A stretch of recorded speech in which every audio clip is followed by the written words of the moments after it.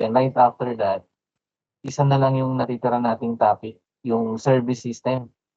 So yun, maganda yun na i-discuss face to face. Kaya sa next face to face natin siya i-discuss. Kasi yun yung magagamit din sa project. Also, itong ano natin, yung topic for today is very useful dun sa gagawin yung project. May status na ba yung project natin? Nagalaw na ba? O ano pa? Kakahanap lang ng sarili nitong Holy Week. Nahanap ba ang mga sarili? Althea, tumatawa ka. Nahanap? Nahanap ba? Konti po, sir.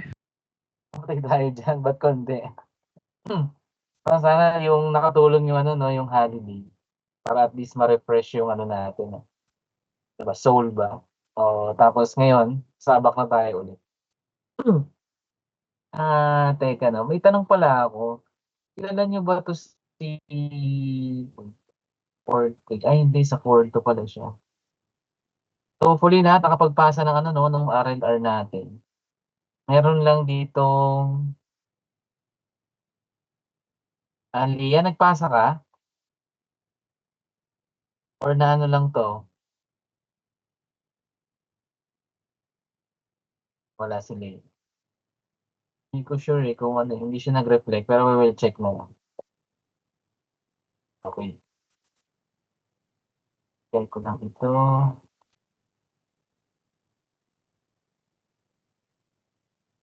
Again, kung nakikita na yung screen ko, paki-inform ako or lang. Pag kayo online, kung naggaganto yung internet, hindi ko na kung bakit. Nakapon smooth eh. Nakita yun na yung screen? Okay na, nakita na. Tingnan natin, wala pang camera yung iba. Again, that is monitored, no? So, wala kayong camera. Rose Ann, Gabriel, Roland, Carl Matthew, Thomas, Abigail, Leslie. Yun yung ibang walang camera. No? Okay. So, ang topic natin for today is design consideration. So, ang gagawin natin is design consideration for stations and for depot. But in between the station, I gather some information or new department order from the DOTR about the spatial planning for transit facilities. So, under din naman ng station. So, i-discuss lang natin yung itong topic natin kasi ibabangga natin dun sa nilabas na spatial planning for transit facilities ng DOTR. Almost alike, no? Almost nabangga natin yung mga kailangan natin dun sa bagong nilabas nila na spatial planning. So, ang ginagawa kasi niyan, para nagsiset ng standard si DOTR kung ano ba yung mga commonly consideration or factors to consider when it comes to designing a station, a transit facilities, or a terminal, no? So, in general siya. So, applicable siya sa atin kasi as railway. Meron lang mga ilang details na hindi sa atin applicable. Kaya yung pang airport, so hindi naman tayo kasi more on the waiting time na around 2 hours mag-wait, no? Aban pasok ng train, sakay naman na agad yung pasahero natin. Okay. So ayan, no? Ano ba yung kailangan nating i-consider not only for the structural, architectural, and also ang pinaka dapat consider natin kasi diyan is yung gagamit, no? Yung end user. Actually, hindi naman tayo talagang end user. Tayo kasi lang yung frontliner or the maintenance personnel. End user talaga niyan yung public. Okay? So, yan sa design consideration, hinighlight ko na, no? So, consider designing a station includes yung location, syempre. Consider mo yung location sa mo ilalagay, functionality niya, efficiency, and passenger comfort. So, nasa dulo yung pinakamahalaga, no? Yung passenger comfort. Okay? And then, the efficiency, kung paano ba magiging efficient or paano magiging smooth yung flow ng tao dun sa loob.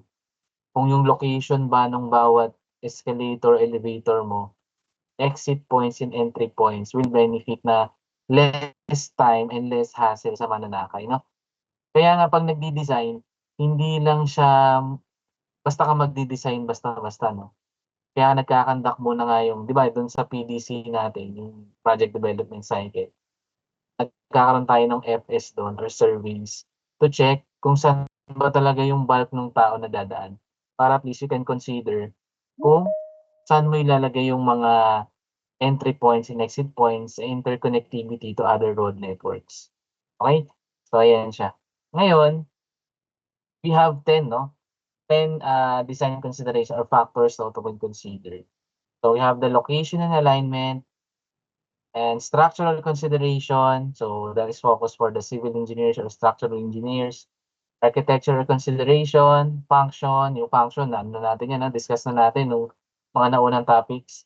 Capacity and efficiency, the passenger flow to make sure that the efficient station, accessibility and inclusivity, safety and security, number one, isa pa rin yan, no? Amenities and services and social, political, and economic constraints. So lahat yan, matutumbok natin yan mamaya, no? Yung number 8, may issue yan ngayon eh. Ewan ko, may nanonood ba ng balita? Ano ba ang issue ngayon dyan sa safety and security?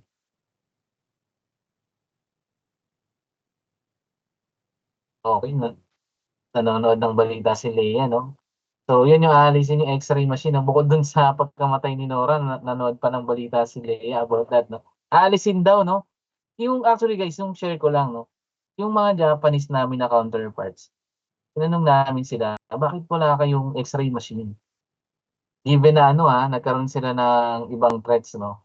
Parang sa kanila kasi they are babalansehin mo din kasi kung bakit kaya naisip ni secretary na tanggalin, no? Naisip ko ba't tatanggalin niya kasi nga nagko-cause siya ng delay, 'no?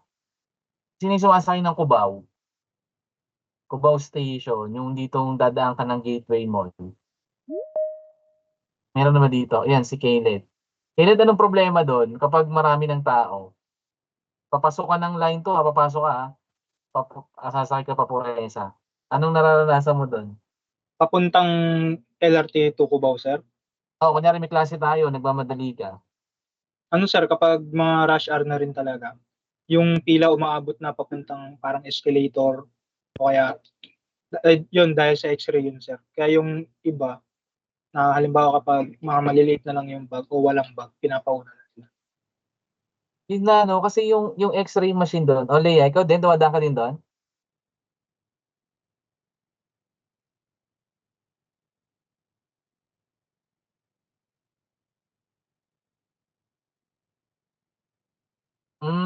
So depende rin yun nga yung ano 'no, yun kasi yung che-check natin 'no, dun sa passenger flow and circulation.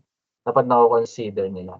Ako naman personally, dahil minsan 'pag nagco-commute ako, papunta diyan sa PUP 'pag face to face yung class, napansin ko hinihiwalay nila yung babae and lalaki pero iisa yung ano, iisa yung X-ray machine. So in that case, anong mangyayari, magsasalitan, okey?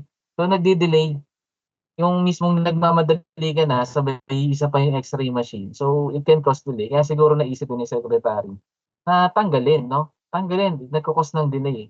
Pero anong magsa-suffer, yung safety. Kasi nga daw, puwedeng magpasok ng mga gamit, like yung mga weapons or explosive device. Pero kaya namang makontrol yan, 'di ba meron naman tayong metal detector, meron naman tayong K9 units dun na naka-employ. So sa Japan walang gano'n 'no, walang metal detector or X-ray machine wala pala. Kasi daw parang sa kanila 'pag na-implement na nila yung changes or, administrative control nila, so parang nai-imply na sa kanila 'no, na nandun na sa nature nila. Sa'tin kasi madalas sa implementation nagkaka-problem, eh. Sa una na-i-imply tapos after few months or few days bumabalik na naman 'no. So, tsaka mahirap ngayon sa panahon ngayon, eh, yung mga sa security purposes natin. So siguro, para mas maging safe, additional X-ray machine siguro para mag-less yung pila, para hindi lang isa. Medyo malaki cost niyan, eh, pero if you are checking the safety, so dapat ma-consider din siya sa budgeting.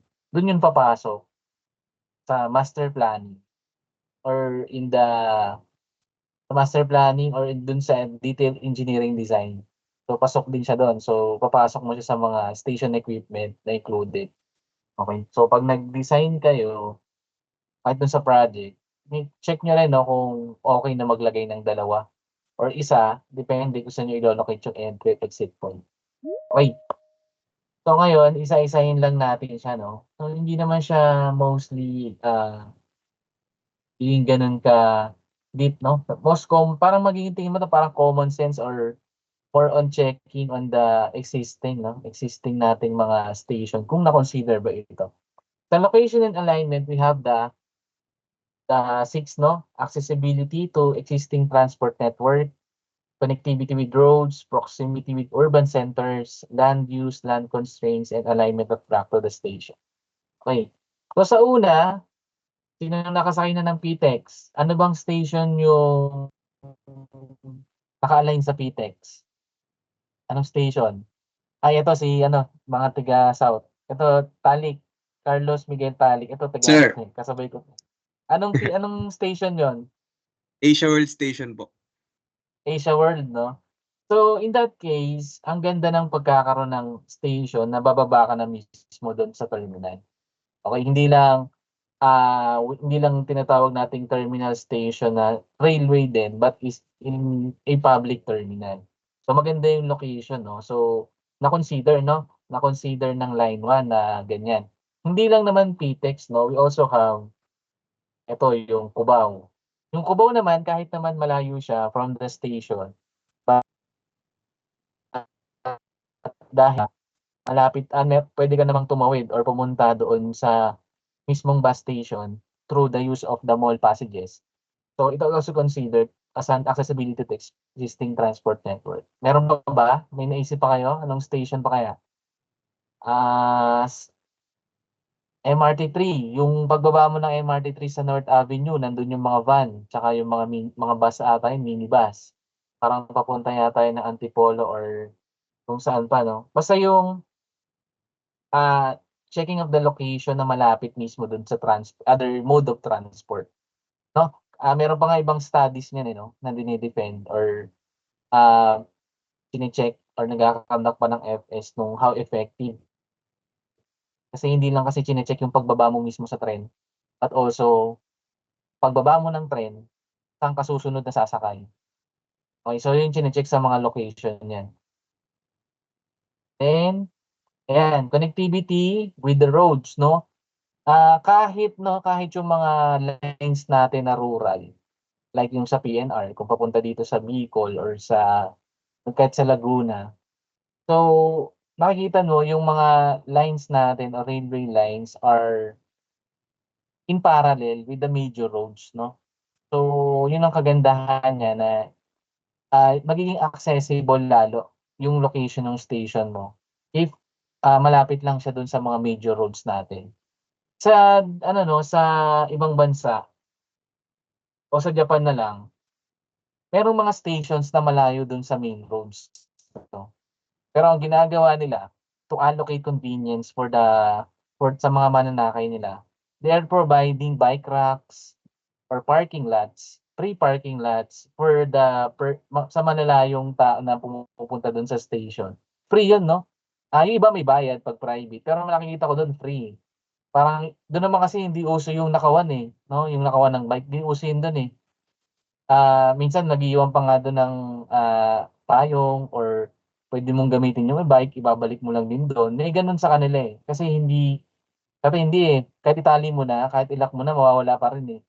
So, ang doon, pinrovide na nila ng bike racks para at least kahit malayo yung station na nilagay nila, accessible pa rin dun sa mga nasa malalayong lugar. So sa atin naman, majority of the stations naman is malapit naman, no, sa mga main roads natin. For example, ito nga sa photo is Legarda.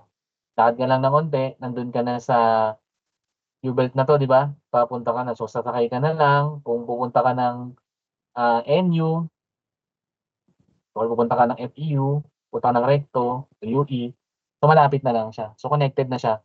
So most commonly naman ako consider siya. Wala naman tayong ilalagay na stations na nasa gitna, no? na kailangan mo pa ng another mode of transport. Then next, ayan yung ating PNR, no? Mapansin nyo, andan ng MRT-7.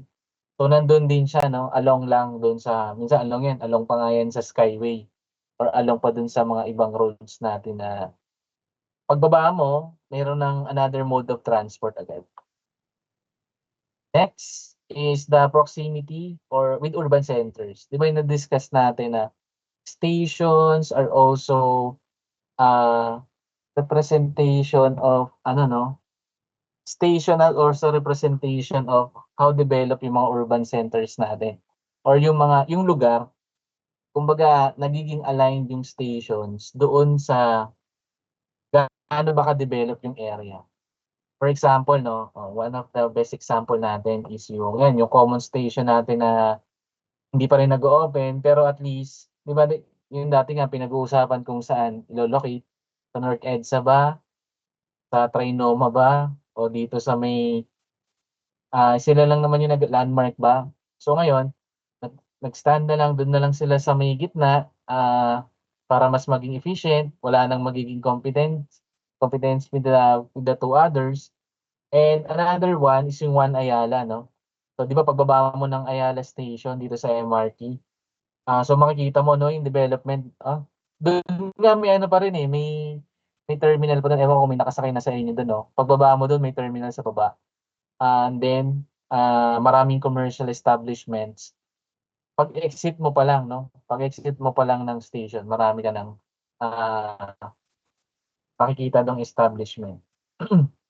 Kung ialay natin sa ibang bansa, ito yung one of this example of urbanization or urban center na nandun mismo sa station. Ito yung sa Tokyo Metro or dito sa Japanese Railway na yung Shinjuku Station na tinatawag. Parang yan yung guys, yan yung pinaka-median or pinaka point of different railways. So, diyan madalas maraming kung hindi ka magaling maghanap ng signages, diyan ka medyo maliligaw-ligaw diyan sa Shinjuku. Kasi ang daming diyan ang daming railway tapos may bus, may taxi, taxi area pa. BCS to eh. Then, hindi lang siya puro railway, hindi lang siya puro transportation. Paglabas mo, marami na diyang mga restaurants, hotels, and other establishments na talagang makaka-boost ng tourism ng lugar. So in that case, this Shinjuku Station also parang nagiging point of nagiging basis nung how developed na itong first world country na to, itong Japan. Okay, so hopefully makapunta kayo dito siguro soon. Kung mag-work man kayo sa railway o mag-travel kayo, try to go here sa Shinjuku Station. Naliligaw kayo dito eh. Kung gusto mo bilisan ng lakad. Mabilis maglakad ang mga Japanese. Tsaka alam na nila. Ang ganda kasi nung signages nila eh. Hindi ka maliligaw. Basta marunong ka lang magsunod dun sa mga instructions nila. Okay. Another one, ito naman, itong nasa kaliwa, ito yung sa Osaka. So, most commonly kasi pinupuntahan ng Pilipinas na Tokyo. Pag sa Tokyo, ang BCS, isa sa BCS na station dyan, na reflected yung mga urban center. Yung mga development of the area. Yan. Sa Tokyo, Shinjuku. Sa Osaka, itong Namba Station. Yung Namba Station, yan yung dulo. Sa Namba Station, nandyan to yung sikat sa Japan. Ito, makikita nyo si Glico. Okay? So, dyan, ito yung Namba Station. So, dyan, maraming railway lines din na nandyan na pwede nyo sakyan kung pupunta ka ng ibang lugar like Kyoto. Pwede rin meron din dyan papuntang Tokyo. Mas mahal nga lang using the Shinkansen. And then dito naman, pagbaba mo ng station, lakad ka lang konti. Nandiyan na yung mga tourist spots, no? Okay, so dyan na rin sila nakalocate. Kahit yung mga maganda rito sa lugar natin kasi makikita mo na madaming tao and then develop talaga yung lugar. Mga hotels, restaurants, commercial establishments, and also some tourism attraction. Okay, dito naman sa land use, in terms of using or maximizing yung land na paglalagyan. So commonly, ang mga best example of this is kung i-compare natin dito sa Pilipinas is itong MMSP. Okay? Bakit? Kasi kaya nga medyo 'di ba medyo nagkaka-delay tayo for the right of way acquisition. Kasi itong land use or itong area for putting up a station is medyo malaki. Okay? Ang best example itong sa ano 'no, sa Meralco or Ortigas Avenue Station. Pinakita yung video diyan eh, yung kung anong itsura niya or i-search niyo na lang 'no, makikita niyo ano yung itsura nung Ortigas Meralco Station yata yun o Meralco Ortigas Station ng MMSP. Malaki yung area wherein ide-develop nila yon for commercial purposes 'no, hindi lang sa baba. So, maraming establishment na ilalagay.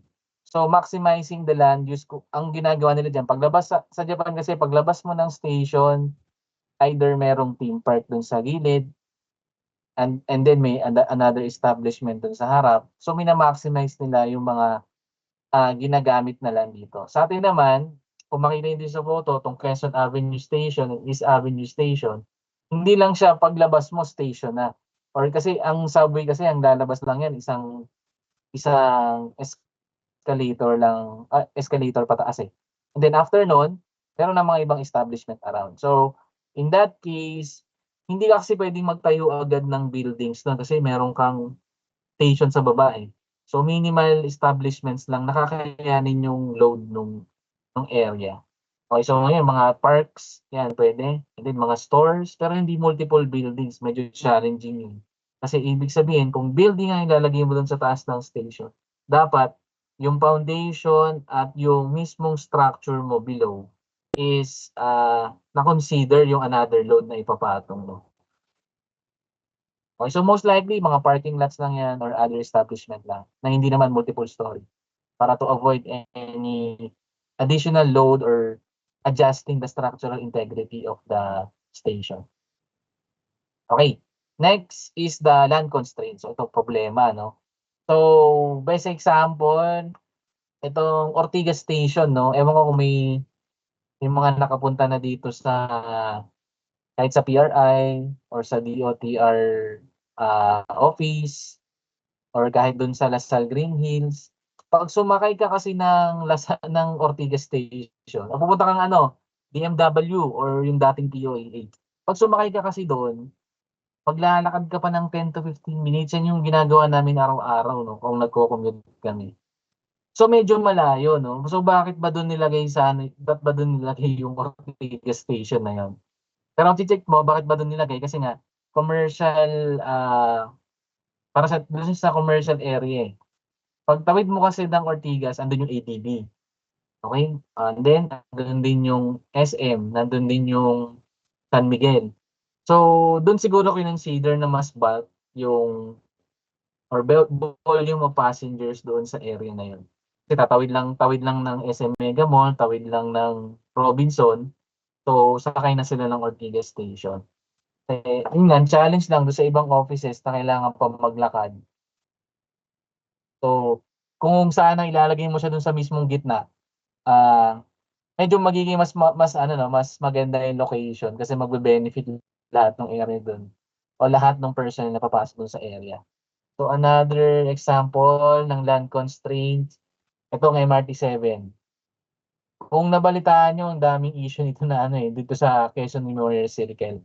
So, di ba pinatigil to ni anong pangalan ng mayor ng Quezon City? Anong pangalan niya? Yung babae? Joyce, Yung taga Quezon City? Joy Belmonte. Belmonte. Belmonte, tama ba? Belmonte. Yes po. Sino ba taga QC dito? QC. May taga QC ba dito? Ay, Adrian, ikaw, QC ka. Ayun, Kailan ikaw na naman? Taga QC ka? Opo, sir. Nakakatanong mo na ba din sa Quezon Memorial Circle yung station ng MRT7?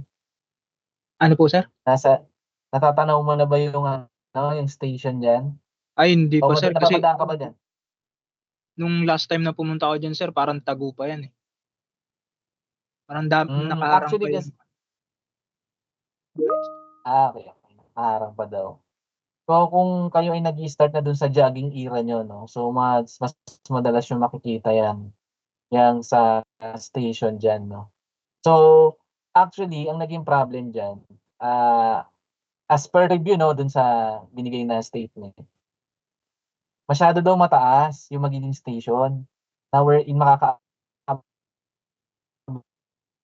or makakapangit nung circle. Ano bang tawag dun sa nasa gitna, yung triangle? Sorry, hindi kasi ako taga-QC. Yung parang tore. Kailan na ng tawag diyan? Yung triangle, ano bang tawag diyan? Basta makakaapekto siya. Kaya hindi daw yun yung in-approve, hindi daw yun yung in-approve ng LGU, kaya nag-delay siya. Okay, so pinost ang pag-construct, then ni-reano ulit, ni-redesign. So ibig sabihin, kung isipin mo ako nasa PDC ka, natapos ka na sa FS noon at saka sa Detailed Engineering Design. 'Pag nag-implementation ka, sabay sisingit ngayon si LGU, hindi malinaw. Kaya yung kahalagahan na pinipirmahan dapat nung counterpart niyo yung plano. Puwede mo ilaban sa kanya, "Ito po yun, eh, ito yung updated na plan natin, eh, paano niyo nasabing hindi niyo na-check?" Eh, kung sinay ni Belmonte yun, na-approve niya. Kasi may statement na alam daw naman ng LGU, eh, na statement ng MRT-7, eh. Pero hindi ko alam paano sila ano nangyari 'no, hindi na natin nabalitaan, eh. Pero kung approve 'yun ng LGU, ni Mayor, na-approve niya, may laban ngayon si MRT-7 dun sa kini-claim nila. "Ma'am, approve niyo, eh, so itutuloy namin 'to." Or else puwedeng, "Ma'am, kung hindi po kayo, ah, approve dito sa nangyari, puwedeng mag-ano ngayon, maghingi ngayon ng danyos or additional cost to sa MRT-7 dun sa LGU kung gano'n ang mangyari or dun sa mismong owner side nila." So yun yung mga possible conflicts kapag hindi kayo align ng plan nung owner at saka nung contractor. Kaya mahalaga dapat laging updated. Then another pa, meron pa ba? Yan, yung lagi nating di-discuss na usage of the PNR right of way. So, another land constraints yan 'no. So, Abanda Construction at NSCR, instead nga na gagamitin na lang ng NSCR ang right of way of the PNR para, mas mapabilis, okey?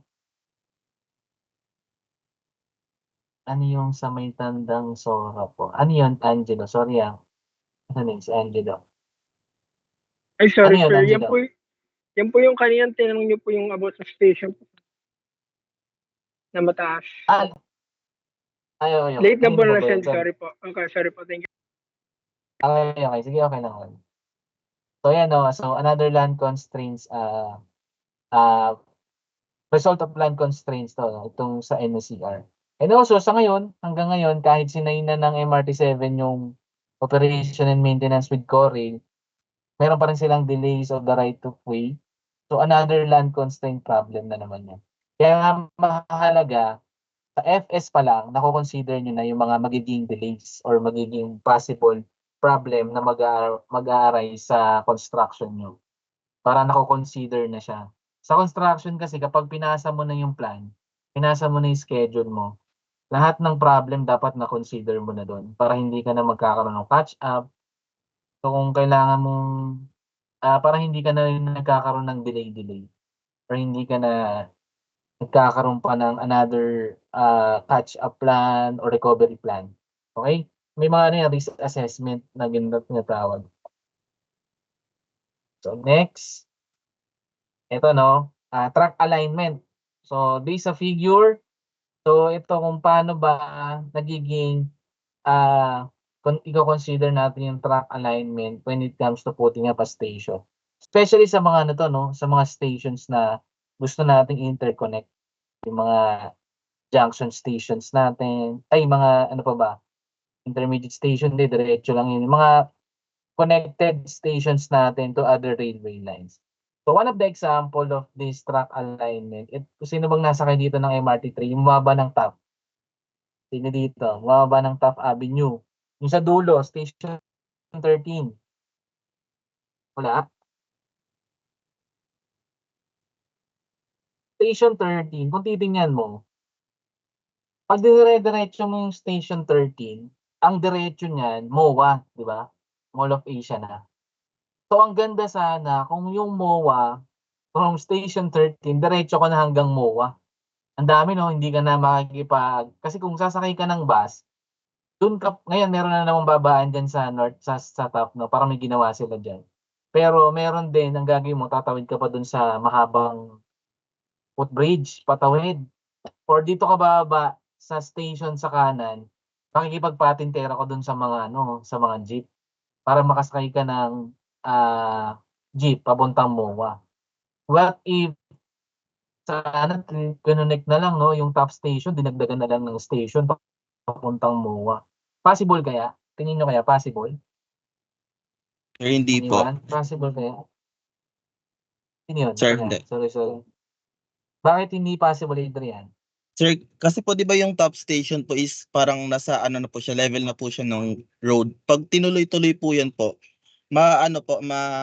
mabablock po yung road dito po, yung sa Top Avenue po. Okay. Pwede ko kayang itaas? Tingin mo? Kunyari nagkakandak tayo, Nagkakandak tayo Pwede, ng sir. meeting. Pwede Pwede? naman po kasi since yung Magallanes po is ano naman po, elevated naman po. If kung Okay, itutuloy po nila na elevated hanggang pwede naman po. iaangat na, no? So, parang ang maganda kasi nun, kung itataas naman siya, so iga-gradual natin yung angat ng station, kung gano'n, no? Kasi hindi pwede yung guys, kape mo yung Top Avenue kasi bababa na yan, upgrade yan. Tapos bigla nating itataas. So, medyo hindi yun feasible, no? Medyo safety concern siya. Or else, pwede rin naman, ang problema lang dito, if gagawin mong depress yung line mo, gradual din. Ang problem lang is tatawid ka doon sa column, yung LRT1. So, siguro sa future, kung pwede sana, no, makandakan to ng study. Kasi ang laking bagay nito, no? Yung diretso na siya ng MOA. Diretso siya ng MOA yung line na yun. Kasi ang daming sumasakay dyan, bababa pa eh. Para lang pumunta ng MOA. Okay, so one of the problem to for track alignment. Isa pa yung wag na tong Mount Siong. Isa pang pwede natin diyan i-consider yung dito sa etong Cubao ng MRT tsaka Cubao ng Line 2. 'Di ba? Ang layo ng tatawiran niyo 'di ba? Papasok ka pa nga sa mall. Pero isipin mo, paano kaya pinagtagpo na lang yun, sir? Nilagyan na lang station dun sa gitna. So, ang problem naman doon is the track alignment niya. So, yung isang naging possible diyan na naging best example for the track alignment, yung gagawa ka ng isang common station din. Wherein kahit elevated yung isang station, ay yung railway line ng isang station at mas mababa yung isa, may interconnect mo sila with the common station. Parang dito sa line 7, line 3, tsaka line 1. So, magkakaiba ng alignment ng traction pero pinagtagpo sila din sa common station. That case, magiging maganda yung result ng mananakay natin when it comes to their journey to other line or other mode of transportation. Okay? Next natin, so structural consideration. So aside from the location, kaya medyo maraming mahaba-haba ang pagkandak or magastos ang paggagawa ng plano or pagkakandak ng FS4 or maraming kino-consider kasi. Siyempre, yung location. Pag nakakuha ka ng location, check mo ng mga yun, possible kaya magtayo doon. So, one of the main dapat i-check, structural. So, unang gagawin dyan, syempre, kung meron ka ng planned na location, soil testing. Check mo muna, possible ba doon magtayo ng station? Tatayo ba yung station ko doon? So, and then load-bearing capacity, resilience, foundation design, and seismic resistance. Okay, so load-bearing, yan naman yung using yung with the expertise of the structural engineers. So, dyan siya papasok.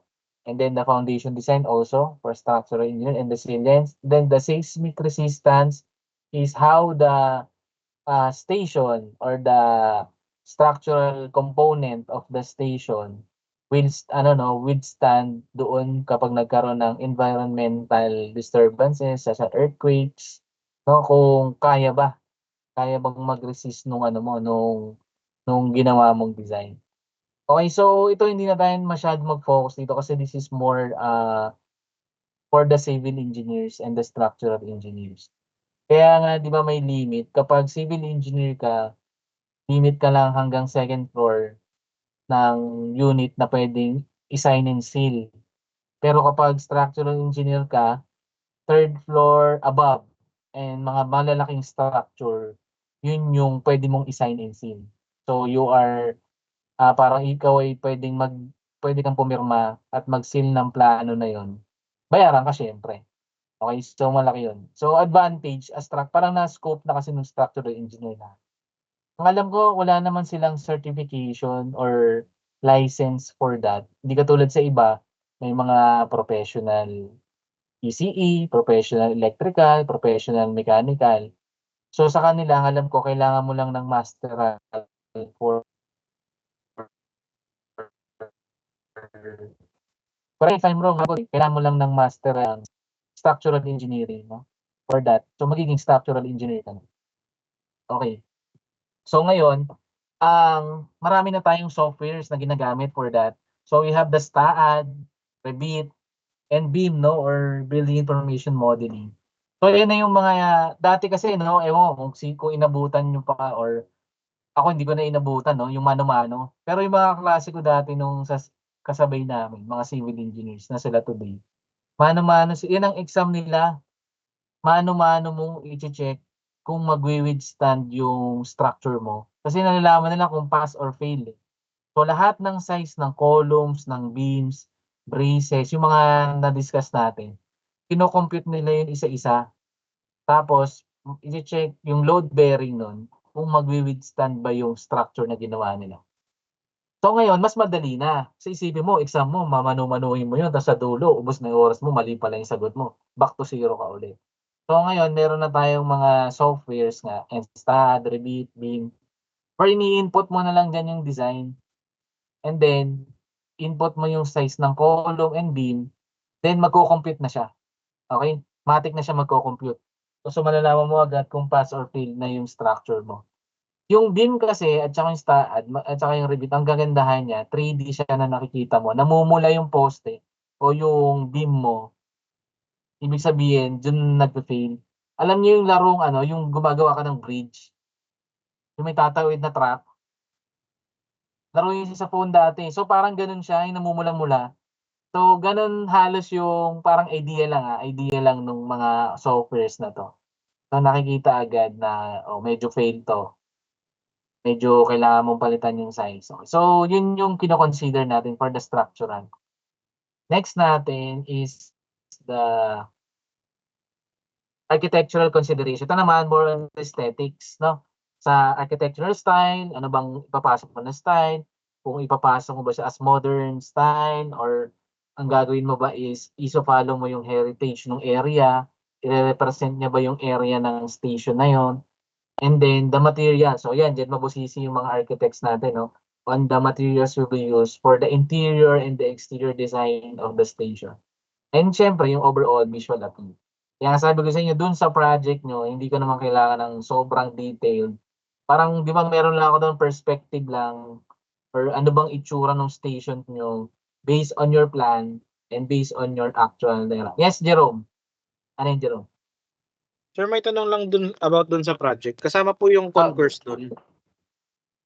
Yung? Concourse po. Or yung mismong Kasama din. platform, yung platform lang po ng sa station. Maganda maisama nyo siya para makita natin yung good station. Pero kung based sa design nyo, na recta platform na maliit lang naman yung area no, kung wala naman siyang concourse o maliit lang yung concourse ng area, okay lang. So, check lang natin yung paano nyo ba siya na-check, no? Na-consider nyo ba yung, syempre, kung malaki yung volume ng tao dun sa area o yung napili yung station, dapat medyo malaki yung concourse or mas malaki yung platform. Okay? Yan, sa ating architectural consideration. So, For example natin ito 'no, so magaganda na naman yung stations natin katulad sa NSCR. Hindi na yung katulad nung, dito sa atin kasi akala mo poultry. Gano'n yung poultry, yung may ano lang, eh, yung may ano, may bubong na mahaba. Tapos,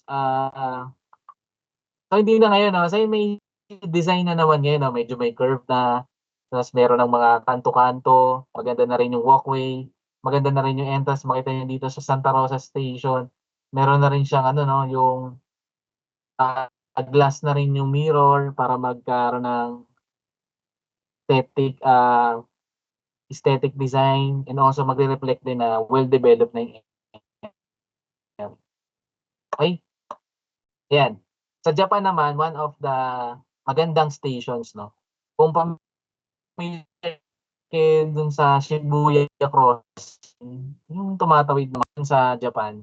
So itong ayan, nawala.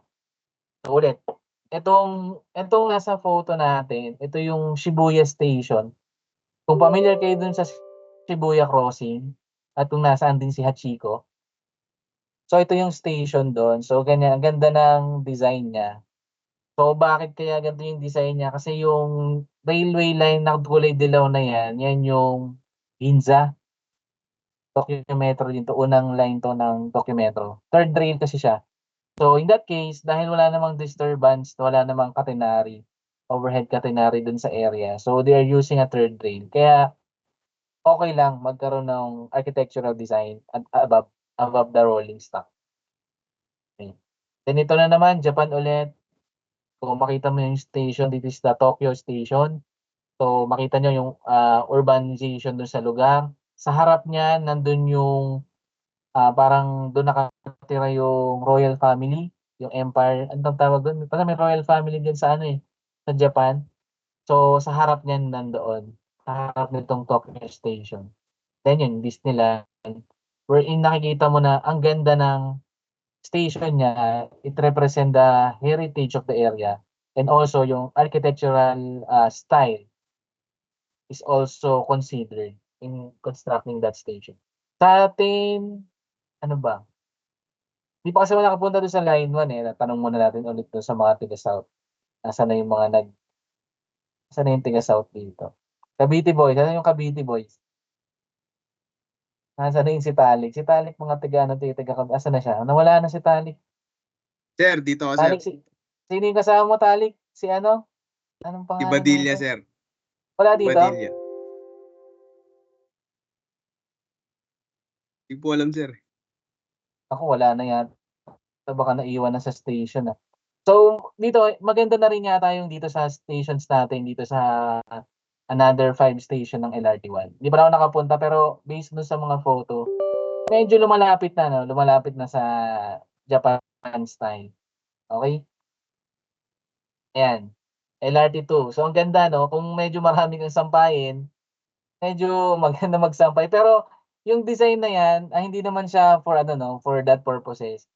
May computation naman siya. So nagkaroon naman ng load bearing ano siya, load bearing design for that ano, for that design na 'yan 'no. Hindi lang dahil mukhang industrial type 'no, kino-compute din naman niyang support na 'yan. Lightweight kasi siya, eh. So in that case, hindi mo na kailangan ng another columns. Kung makita niyo yung columns niya lang yung dalawa, then supported na lang siya nung different, braces or different, kind of structure niya to support yung malaking, roofing mo. Pero maganda naman, aesthetic naman 'to. Pati yung nandun sa dulo, yung Marikina Pasig pa yun, okey din naman. So next is the function, okey. So base lang 'to dun sa mga nauna nating discuss about the classification of the station and the service provision operation, and kanina integration of urban centers and station facilities and equipment. So more on ano ba yung function ng station na yun doon sa area. Kung siya ba ay kung ko-consider mo ba siya as eto ba ay terminal station ba siya? So siyempre dapat malaki. Malaki yung station na yun. So mas maraming station equipment and facilities ang dapat nandun sa area na yun. And also, kung yung station na ba yun ay kailangan mong nakalink dun sa different commercial establishment. Okay, so sa atin kasi, limited lang yung mga station na nakalink sa establishment, eh. Madalas kailangan mo pang tumawid ng ibang, walkways 'no, para pumunta dun sa kabila. Pero kung interconnected na, it can also increase yung sales nung area, nung mismong establishment. So sana ma-consider siya. Yan, again, na-discuss naman natin yan about the common station. Next natin, capacity and efficiency. So dito naman, ang most, dapat natin consider lang dito is yung you're considering that your station is na-consider mo ba gaano kadami yung volume ng passengers mong papasok. So in that case, kung alam mo kung gaano kadami yung volume na papasok na tao sa inyo, either peak hours man yan or non-peak hours, consider mo din na dun yung station mo dapat naka-allot siya. Kung marami, dapat yun nga, yung kanina yung sabi ni Jerome, kung marami ang papasok na passenger, mas malaki yung concourse area mo, mas malaki yung areas mo for the flow of the passengers. And then, mas maraming ticketing counters and also yung mga seating and waiting naman when it comes to the pag sa platform na. Okay? Siyempre, kung nagkaroon delay or waiting pa for the trains, especially sa line 2, parang nakikita ko parang limited yung seats. No? Kasi sa ibang line, yung line 3 kasi medyo mabilis naman siya in compare sa line 2. Sa line 2 kasi parang 10 minutes ka pa mag-aantay. Mamaya may computation dito, ilan ba yung kailangang seats natin for passengers or priority passengers. So, mamaya, dito sa dun sa spatial planning. So yun nga na-consider kasi napansin ko lang dahil konti kasi ang train ng LRT2 kaya ang tagal ng headway, ang tagal ng kapalit na tren. So dapat na-consider siya na dagdagan yung seating capacity while waiting doon sa platform. So yan, ito naman sa China to eh. So pinakita lang naman dito na makikita nyo ang daming toilet for each area na kailangan talaga when it comes to stations. And then, ito naman, base, no, dito sa actual, no, per square meter, 4 na tao, yung pwedeng, 4 na tao per square meter during peak hours. Okay? During peak hours, 4 na tao yung maximum. Pero, tingin ko hindi nasusunod to eh. Parang kaya pa ng 7. Kasi pag siksikan na eh, no, ang square meter, 1 by 1 meter yan eh. So, kapag hindi naman peak hours, basta pag peak hours, either 4 yung maximum. Pag non-peak hours, pwedeng 2 to 3 na maximum, no? 2 to 3 person per square meter. So, yan yung allotment natin. Kaya kung mag-check kayo ng platform, you can compute it. Kung check mo yung area, wag niyo isama yung yellow marking Siyempre, kailangan yun eh. Hindi yun dapat isama sa computation. Kung gusto niyo lang mag-compute ng floor area, i-check nyo siya, kunyari 2 by 10. So that is 20 square meter times 4. So, ibig sabihin, and 80 passengers can accommodate in that stretch of your platform during peak hours. So, yan, especially yung ating lines na, lines natin na, huwag yun ay consider tong maroon. Hindi yan kasama sa area. Okay?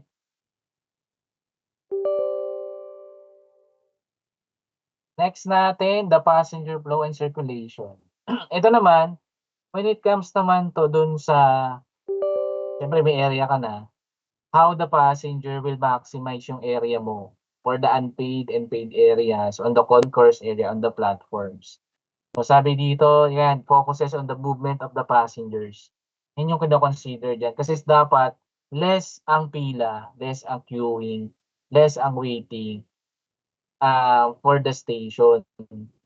So kung ang problem na dun sa rolling stock, so dyan napapasok ngayon yung mga passenger management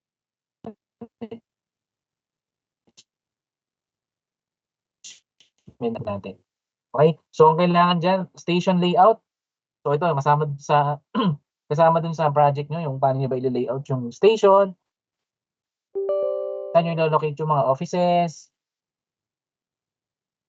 ticket gates, yung escalators, elevators, ganyan. And then, saan ba yung, consider nyo rin yung, saan ba yung mga waiting areas natin or queuing areas. And conveyance equipment kung saan din siya i-install. So yan, one of the example, dito yung na-share ko na nasa Poro Underground Walkway. So napakaganda niya, no? Kasi upon exit of the station, makikita mo yung flow ng passengers, smooth lang eh. So hindi siya nagiging hindi siya nagiging problem na katulad sa atin. Paglabas mo ng station ng Ortigas, nagtutulakan dun sa ticket gates eh. So ano ba yung pwede nating or i-develop para maiwasan natin? Kasi nga yung area kasi na yon medyo pag peak hours na naiipon. For example, another station dito sa Line 1, yung mga sa Hilpuyat or kahit doon sa bandang EDSA ba yun, bago magbaklaran. Dalawa lang kasi yung ticket gates. So limited kasi yung size ng platform. So ano ang another way doon to avoid overcrowding? So possible kung kayang i-maximize yung area, baka pwedeng magdagdag ng ticket gates para at least yung pila hindi siya makaapekto doon sa dito naman sa line 3, kung familiar kayong dumadaan kayo ng line 3, pag lumampas ka ng Taft Avenue, pag sumaba ka ng Taft Avenue, makikita mo yung location ng guard. May office yung guard dun eh. Hindi ko alam bakit ayaw pantanggalin siya. Nakikita mo yung guard doon, tapos mag-iipitan dito. Kung nakasakay na kayo pagbaba mo kasi ng Taft Avenue, meron ditong station supervisor, tapos yung entry, tapos andito yung gate. Pero pag sa next, ipakita ko sa inyo yung video. Picturean ko yung location. Medyo maiinis ka kasi nagko-congest yung tao. Tapos makikita mo yung guard doon, nagkikwentuhan lang. Parang electrical room yun ginawa nilang office. So, hindi naging efficient yung location ng information desk nila. But bagos nagko-cause pa siya ng delay or queuing ng tao. Okay, ito naman, so Tokyo Metro, so Ginza Line. So makita nyo how efficient yung design nila. Kung paano nila nagkaroon ng flow ng passengers. So coming off dito sa taas, ito yung pinaka-line niya. So itong Ginza Line, ito may isa sa mga nasakyan kung may pinakamahabang escalator, no? Mataas yan. So exit point nila dito, then we have elevators here. And another exit points here. And then, nakita mo na wala kang makikita. Rush yung tao pero wala kang makikitang pila. Mabilis lang maglakad yung mga tao, smooth flowing lang. So followed by different signages na tinuturo kung saan ka papunta and what exits ba yung kukunin mo or i-gather para makalabas ka ng station. So maganda yung pagkaka-design niya. Next is the accessibility and inclusivity. More focused to sa mga PWD natin, no? Person with disabilities or the person that need priority, no? Or yung mga buntis, babae or may injury. So, the presence of the ramps, conveyance equipment, elevator, escalators, and walkulators are also considered as conveyance equipment. And tactile blocks. Ano nga yung tactile blocks? Familiar naman na siguro, no? Ano yung tactile blocks?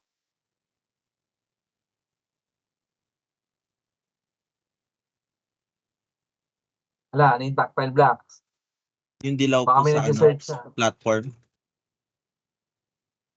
Sige, ang hirap basahin ng pangalan ni Jay. Paano basahin yan, Jay?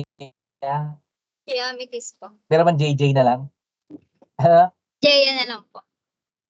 Jay, haba ng pangalan mo. Okay, sige. Paano, Yung tactile blocks po yung sa for PWD or sa mga blind na nakaka-help po sila para sundan po yung way po papunta sa station. Okay. So, tama naman siya. So, ito, no? Ito yung tactile blocks. So, sa ibang railway, not only in Japan, but also in Singapore and Thailand, kumpleto yung tactile blocks upon entering the station hanggang sumakay. Although, ginaguide naman sila ng mga personnel ng railway operator. So, aside from that, dito naman, kahit hindi sa railway, sa roads naman, may ganyan din na nilalagay, no? Sa Japan, ganyan eh. Tas meron pa yung naririnig, search niyo yung bird chirp sound sa Japan. So siya, 'pag tumawid ka ng, pedestrian lane, parang may ibon na nahuni. So may iba't ibang mode pa 'yan or tone, malalaman kung anong,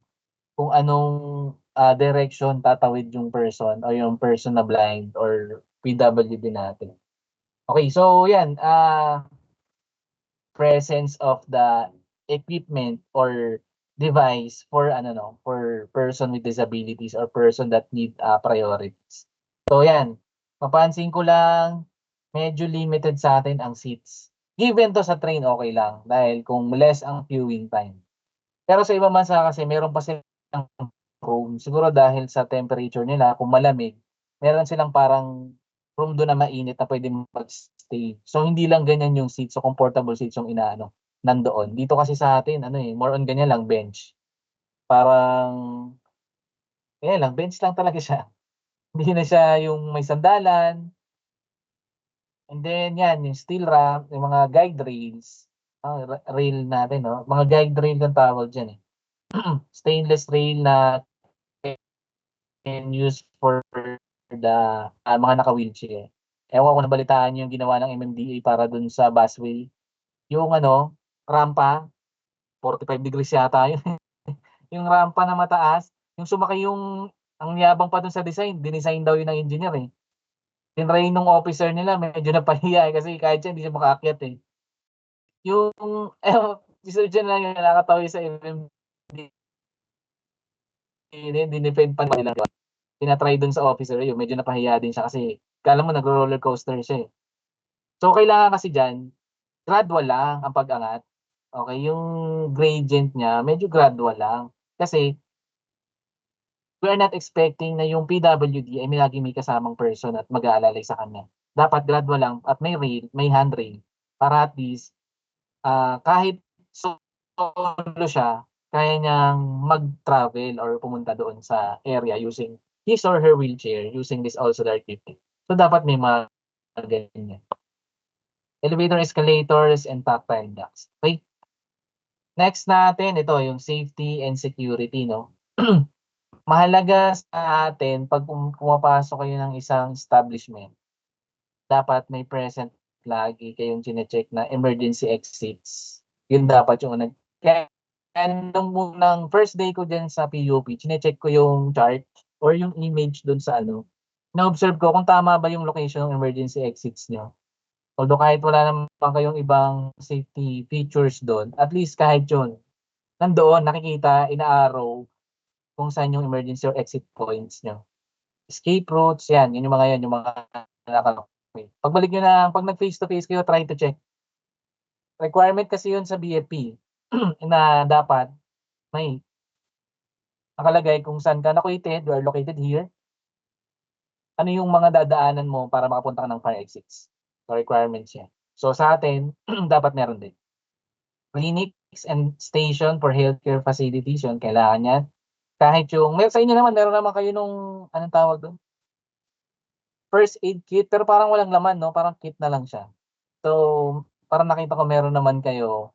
Siguro kinukuha yun, eh. Baka binabawasan, eh. So, kailangan yan, requirement din yan. And then, building security features such as CCTVs and FDAS. So, yan, no? Yun nga, base example natin, kung makikita niyo sa MRT3, yung na-discuss ko na, yung exits na ginagamit natin for busway are the emergency exit sana ng MRT. Pero again, nasuffer yung facility for the convenience of the public. Okay? So siguro, inisip ko na, magagamit pa rin naman yung exit na yan, eh, kahit naman may tao dyan. Okay? So pero solely parang pang ano talaga siya. Emergency exit talaga siya sa ano. Pero nagamit na siya as busway. So ito yun, ganito, yung sinasabi ko sa inyo. Try to check doon sa inyong room. Pero nakita ko meron naman. May ganito naman kayo. Basta pagpapunta kayo ng isang establishment, check nyo kung may ganito sila. Dapat alam mo yan para in case magkaroon ng problema, alam mo rin kung saan ka dadaan. Kaya pag pumunta kayo ng isang seminar or facility, ino-orient muna kayo kung saan kayo mag-entry when it comes for emergency. Okay? Next natin, amenities and services. O yan, mahalaga. Na-discuss na natin yan, yung toilet law natin, no? Yung 1311 ba yun? 1311 RA natin for the consideration of bathrooms or comfort rooms for public transit facility. So yan, waiting lounges, restrooms, retail commercial outlets, and information desk must be considered as available amenities or available services inside a facility. Yan, sa atin naman, meron tayong mga kiosks for foods. May clinic din naman, baka hindi nyo lang nakikita. Pero mostly ang clinic yan nandun sa station supervisor. If wala, meron naman silang equipment dun for first aid. Yan, diaper changing na meron for may PWDCR. And then, yung mga rooms natin for stations, no? Yung mga pang station operations room. Lastly, yung social, political, and economic constraints. So ito guys, more on the constraint, depende kung ano yung i-consider mo. For social, community perception, queer sensitivity, inclusion, and accessibility. No? So, depende to, no? Pag political naman, more on, ito yung sinasabi ko sa inyo, yung changes when it comes to the changing of the government, ano man tawag sa kanila? Hindi naman party, no? So, government leaders, no? Yung, just like we have discussed, initially naman, ang railway, sinimulan ni Marcos Sr. eh. Tapos, binuhay yung ni Ninoy. Diba, Marcos siya, senior, tapos nabaliwala ang railway, na-shift sa road ang focus ng development. Papatapos na si Ninoy, na-start na naman na yung projects for railway, and then pasok si Duterte for the BBB, Build program.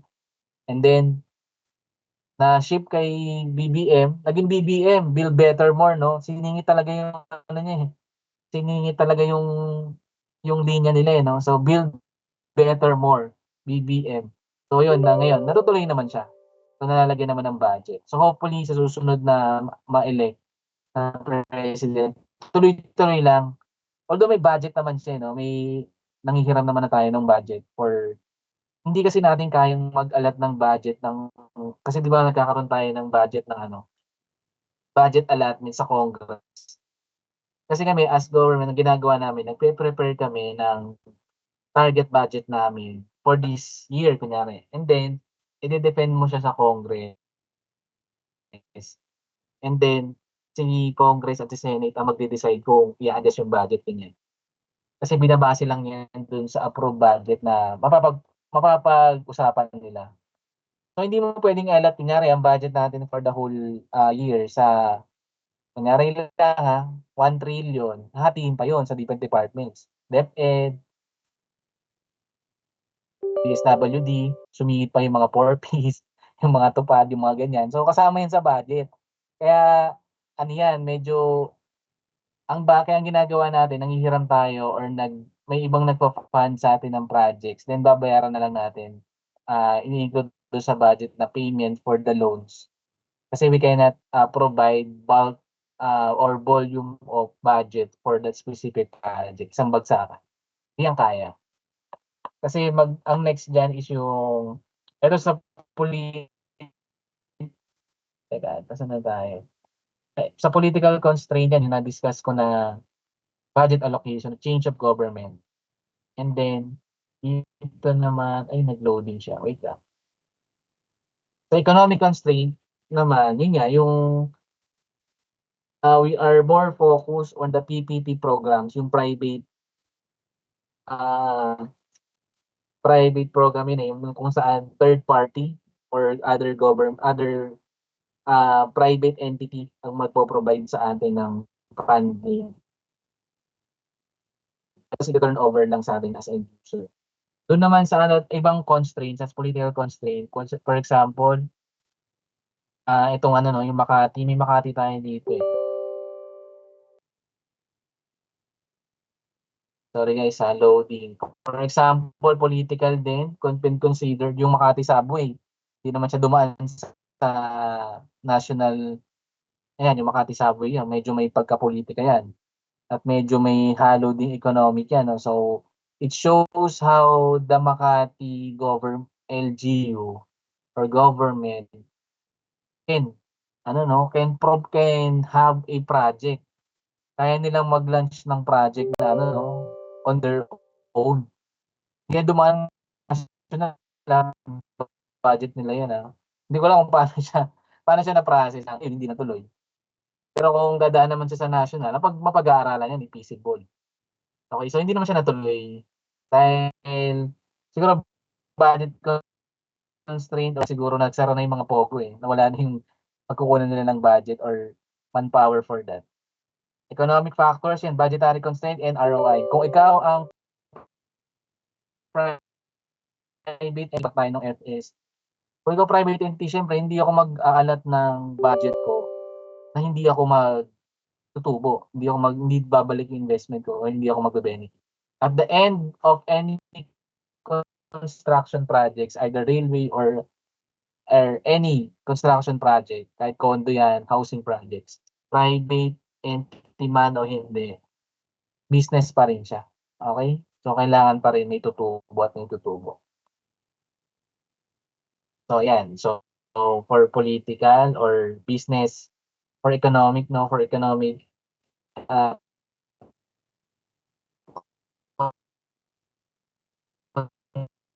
strain, lagi tayong paulit-ulit sa common station kung saan ba originally yan.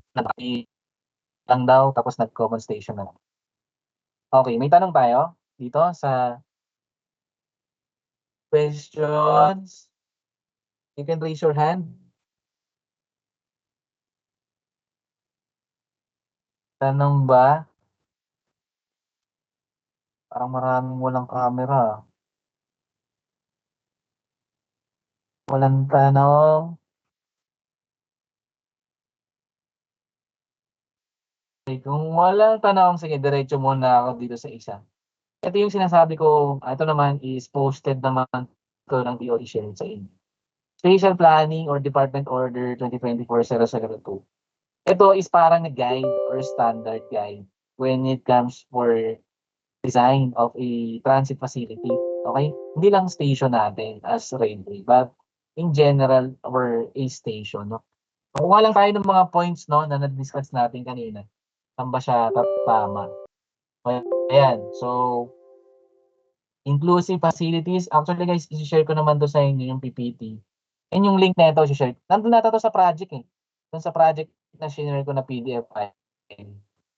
So, madali nyo siya ma-search doon. So, standard provision of facilities and features meant for provide equal access to opportunities and resources in the all transport environment. No? So, check natin. No? So, dapat daw ito yung nandoon. Basic. Diaper changing. Parang sa mall lang ako nakakakita. Parang wala naman sa station. Baka meron na naman na sa ibang transit facilities. Ito, 2-in-1 ratio, female-male toilet. Bakit kaya? Any idea? Sa babae natin itanong. Hanap tayo. Ito, Angelica Berman. Bakit kaya 2-in-1 ratio ang toilet fixture?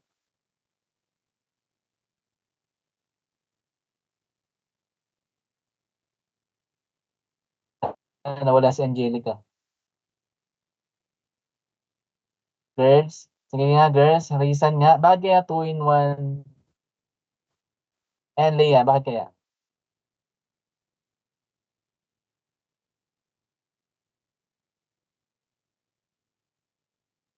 Okay, so. Tama naman, no? Kasi pag male, yung female kasi, talagang 1:1 sila gumamit ng toilet Kaya mas marami yung fixtures na kailangan nila. Kaya kung papansin nyo, pag sa mall, ang haba na ng pila ng babae, tapos makikita mo yung mga lalaki, walang pila, no? Sipol-sipol pa yan paglabas. Parang nangaasar pa Kasi nga, mas accessible for me ang fixture. Kasi, yun nga, hindi mo na kailangan ng 1:1. Gagamit lang naman ng main ng CR or comfort room na complete set kung talagang magsi-CR sila. Pero kung iilang or something like that or maghuhugas lang, pwede na yung urinan. Okay? So may substitute kasi. So mas maraming yung toilet fixture for girls.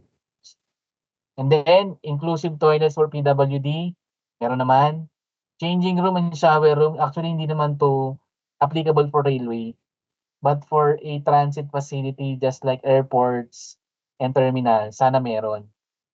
Kaya nako-consider din yung Changi Airport, yung sa SG sa Singapore, na one of the number one airport in the world yun, di ba? Kung nabalitaan nyo siya. Kasi may liguan dun eh.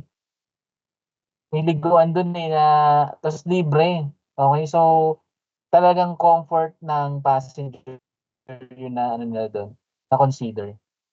Breastfeeding rooms, gender-based violence help desk, multi-faith room, ito yung mga dasan, if ever may mga Muslim tayo or meron tayong maliit na ano doon, no, na chapel, pwede yan, passenger safety room.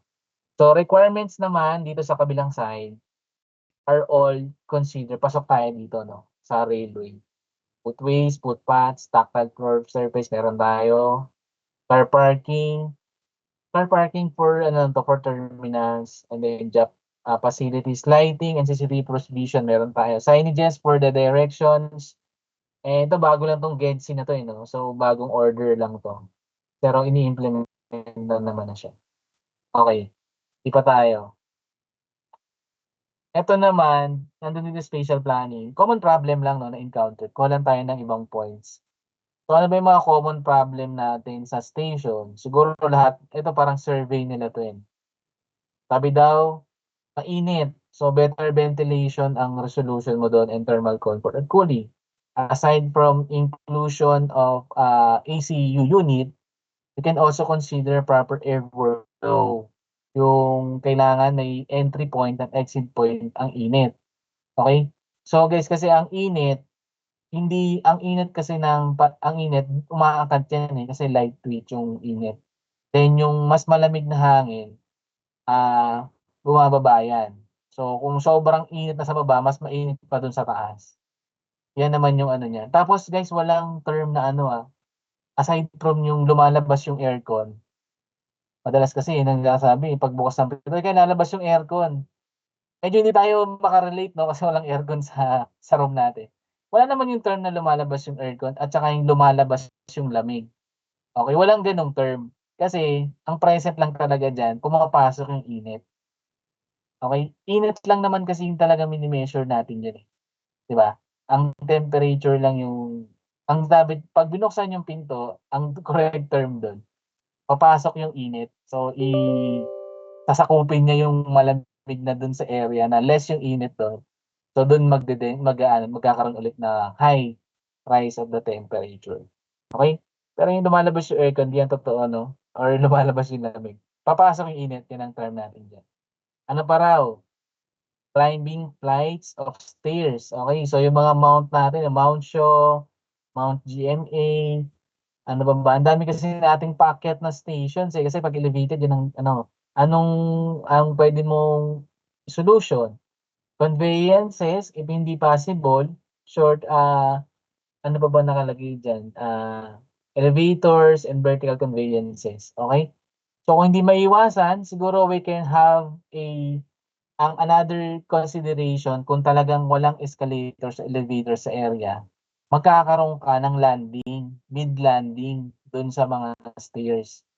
Ano ba yung mid-landing? Yung kunyari, pa ka muna ng 10, tapos may land muna, medyo may pahinga ka ng konti, tapos another 10 step, pahinga ulit.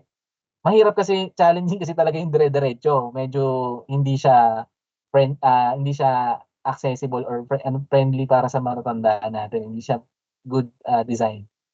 Napili pa tayo dito. Inconvenient. So nakakaabala daw. So ang ganyan, better layouts and more robust pedestrian infrastructure. Easier intermodal transport. So kaya nga maganda yung before kayong mag-put up ng station, design mo, FS muna to check the volume of the passengers and kung saan mo sila i-imagine na papasok at lalabas sa station. Avoid queuing, avoid waiting, and good and efficient flow of the passengers. Dito naman, long time standing. So, dapat more seating ang i-provide mo sa kanila. Ito pa, gets boring daw. So, kung boring or matagal ang trend, dapat may view of nature, view of outside, or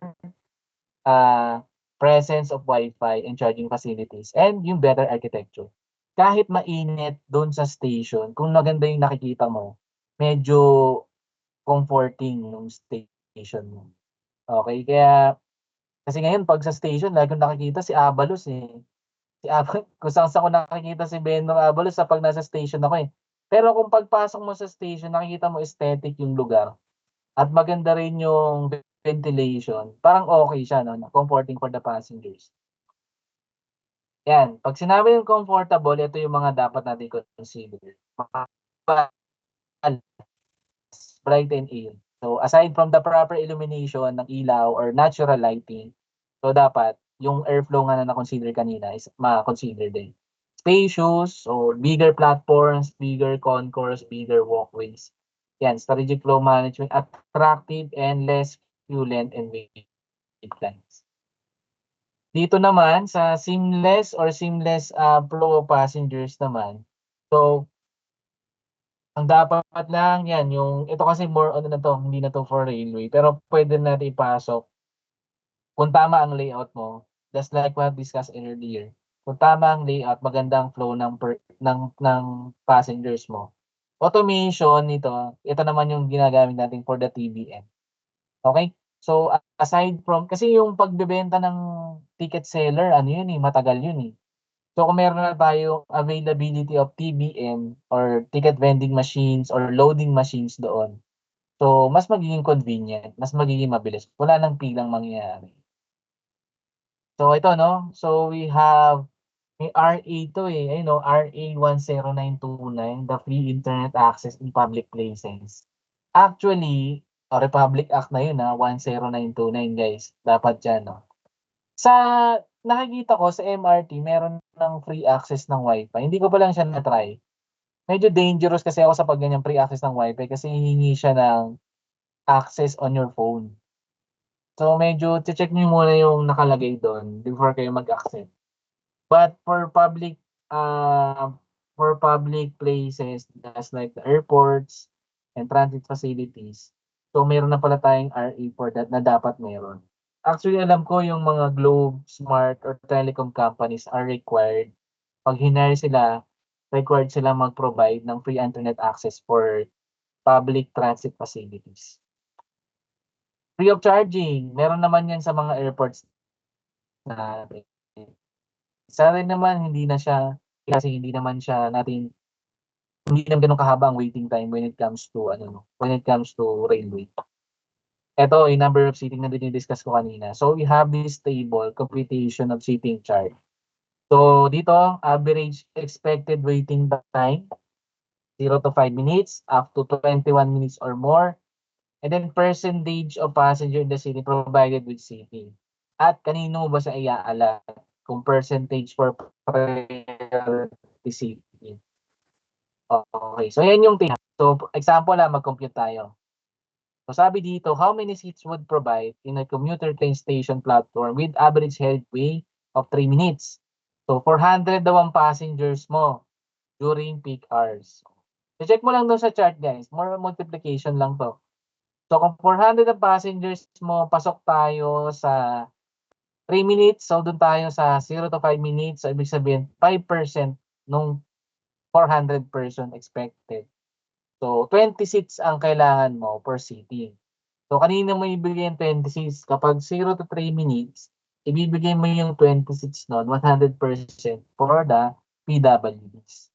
Yan lang yung computation. Simple lang naman. Alamin mo lang yung time and then the multiplier for the percentage and syempre, given yung number of passengers expected on your platform. Okay? So, madali lang naman yun. And then for the seating naman, ito basic na to, no? For the PWDs, then ito dapat yung layout. Siyempre ang PWD natin, naka-wheelchair or other mobile equipment. So dapat location of the seats or location yung makikita kayo sa mga sa mga train. Meron naka-box doon. Kahit naman sa sinihan may gano'n na, eh, do'n sila naka-locate. So, dapat lang in their side, hindi mahigit-gitna yung location na yun. Dito naman sa seating material dapat durable, low maintenance, hygienic, and low thermal conducting. Hindi na tayo kung mapansin niyo, hindi tayo pang-ospital lang 'to, eh, itong medyo stainless style. Madaling masira yan, eh. So, medyo matigas yan and nagka-conduct ng heat. So, hindi siya maganda ilagay for transit facility. So, ito yung last, ito yung best. For with comfort, durable, and also hygienic. Hindi rin pwede yung mga kahoy-kahoy kasi yun ano yan, eh, anong tawag dun?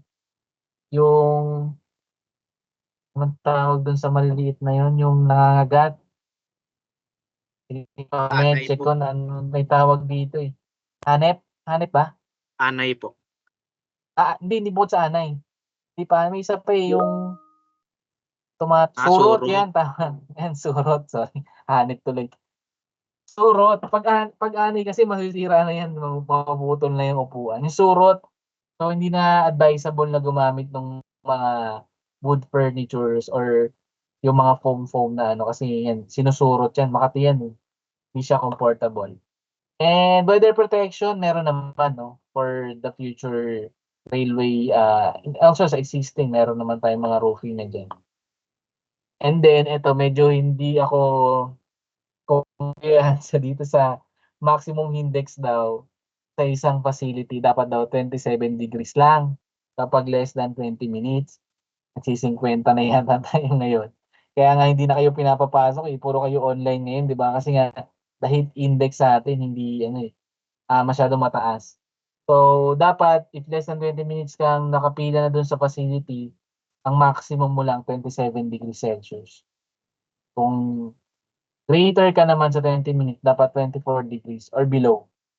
So, sa atin naman kasi, majority of our stations are exposed naman, no? Proper air ventilation naman. Yun nga lang, pati yung air na nakukuha natin, mainit pa rin. So, parang hindi siya papasok. But, ito yung standard sana. Hindi kasi natin pwedeng i-enclose yung railway line. Depende na lang kung depressed station siya. Pero kung elevated station siya, we cannot enclose it for uh, air conditioning unit na mag-i-install ka. So, hindi siya feasible. And then, ito naman sa height natin, lighting and ventilation natin, no? So, for common areas na hindi naman siya, for areas or rooms na hindi naman common area or hindi yun yung pinaka-entrance, the ceiling must be greater than 6 meters. Kapag common area siya or yung pinaka-entrada na maraming tao, dapat 20 meters above yung height ceiling mo. So, kung mapansin nyo yung nasa kanan, that is Clark International Airport. Pagpunta kayo ng NAIA 3, di ba, ang taas din nung ceiling, so above 20 meters. Pero pag pumasok ka ng room, kung merong waiting room doon, makikita mo na mas bumaba, but above the 6 meters. So, that is the requirement, no? Yun nga, free use of shower, sa atin wala akong nakikitang ganito. But in the other country, meron silang ganitong facility. And then, another is the security. Familiar ba kayo sa OTS? Alam niyo OTS? Sinong familiar sa OTS? Nagbalita na naman yung OTS na yan, eh. Narinig niyo na yung OTS? Hindi? Wala? Ang OTS is Office of the Transport Security. Actually, ang OTS, guys, is under the OTR.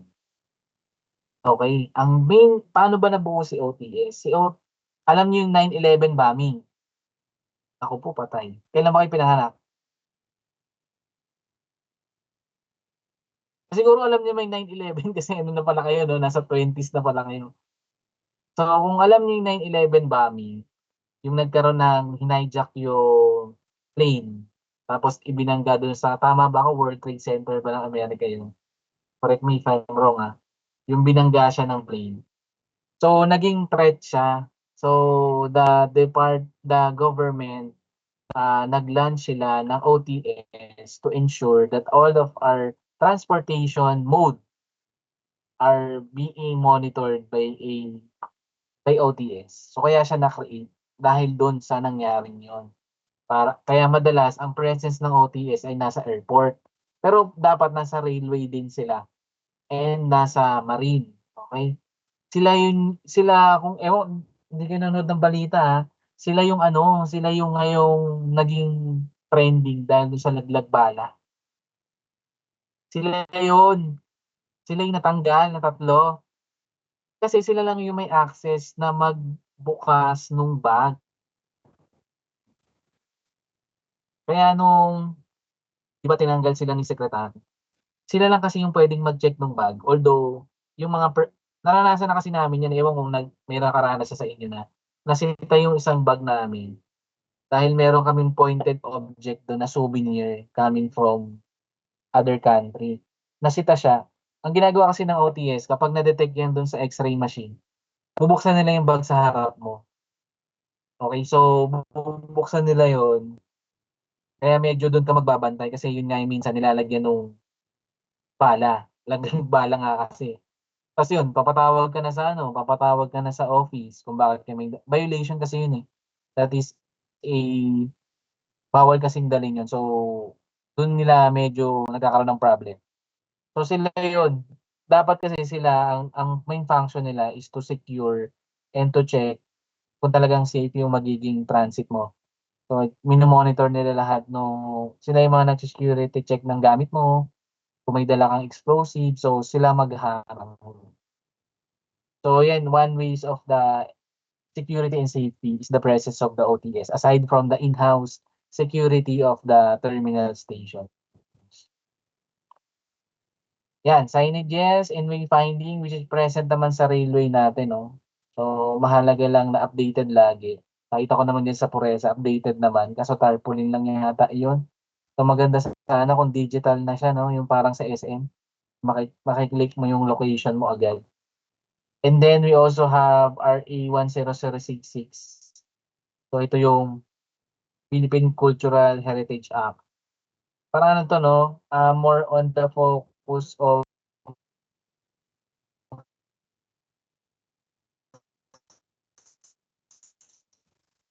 stations, no? Na hindi mo siya pwedeng basta-basta palitan or i-demolish just for the sake of another facility to build. Okay? So, yun lang naman siya. So, 10066. At least meron kayong matanda na act, no? Meron na tayong toilet law, yung 1311 ba yun? 11311. Kanina, yung Wi-Fi. Presence of Wi-Fi, yung 90, ang number yun, mamaya 9025. May mga ganun na. May mga RE na tayong na-encounter. Although marami pa yan to consider when you are designing. Okay? So, mayroon pa bang tanong kayo dyan? May tanong ba tayo? Natapos na natin yung unang part.